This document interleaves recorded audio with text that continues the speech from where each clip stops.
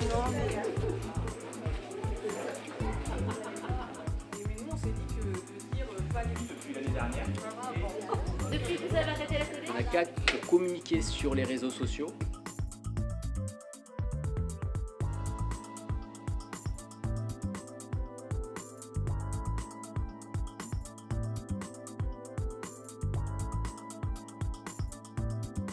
Aujourd'hui, nous sommes à l'école Marcel Cachan pour aborder la question des écrans à l'école et particulièrement les effets de l'écran sur les apprentissages. On voit quand même qu'il y a des enfants qui ont plus de difficultés, de plus en plus en termes de motricité fine, au niveau de la concentration. Donc c'est vraiment une problématique d'actualité à laquelle nous essayons de faire face. Et nous comptons énormément sur la coéducation et l'accompagnement à la parentalité pour aider les enfants à ne plus être soumis aux écrans. Il y a plusieurs enseignants qui sont venus ce soir pour discuter avec vous de tout ça. Alors en se disant bien une chose entre tout le monde, c'est que personne ne peut affirmer aujourd'hui si c'est les écrans qui génèrent tel ou tel comportement en classe, ou si c'est les écrans qui génèrent tel ou tel comportement dans les familles. S'inscrire dans la durée, c'est aussi l'objectif de ces soirées, en se disant, bon, on a plein de choses à partager, même au-delà d'une soirée dédiée aux apprentissages. Alors la première question, c'est combien y a-t-il de télévision dans ta maison? Alors il y a 7 enfants qui ont dit qu'ils en avaient qu'une, il y a 2 enfants qui ont dit qu'il y en avait 2, il y a 5 enfants qui ont dit qu'ils en avaient 3. Donc selon vous, qu'est-ce que les écrans permettent dans le fait d'apprendre et qu'est-ce que les écrans freinent pour apprendre? Vous avez tous les feutres, les feuilles, tout ce qu'il faut sur les écrans. Il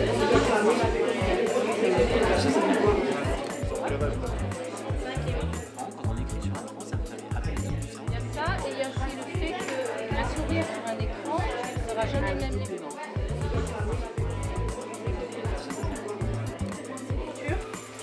On a communication associable, donc il n'y a plus de communication. Il y a, que ce soit dans les familles, hein, quand ils sont à table, ils ont tendance à être avec leur téléphone portable, il n'y a plus de communication entre eux. Est-ce que finalement, quand je fais l'exercice sur Internet, et que je le fais sur papier, est-ce que vraiment est-ce que c'est la même chose?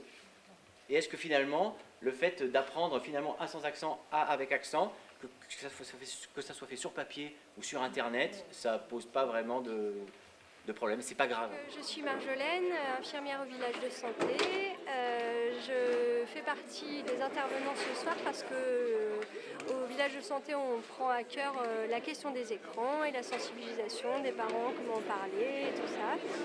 J'ai trouvé hyper intéressant cette soirée parce que les parents se sont largement exprimés sur les freins et les avantages des écrans et qu'il en ressort des choses très constructives, notamment que tout n'est pas noir ou blanc, effectivement, et que les écrans peuvent être un outil intéressant s'ils sont maîtrisés et que trop d'écrans, c'est quand même néfaste pour la santé, on ne peut pas l'oublier. Donc ce que je retiens de cette soirée, c'est qu'il y a énormément de points de vue très justes sur cette place des écrans dans les familles et dans la vie des enfants.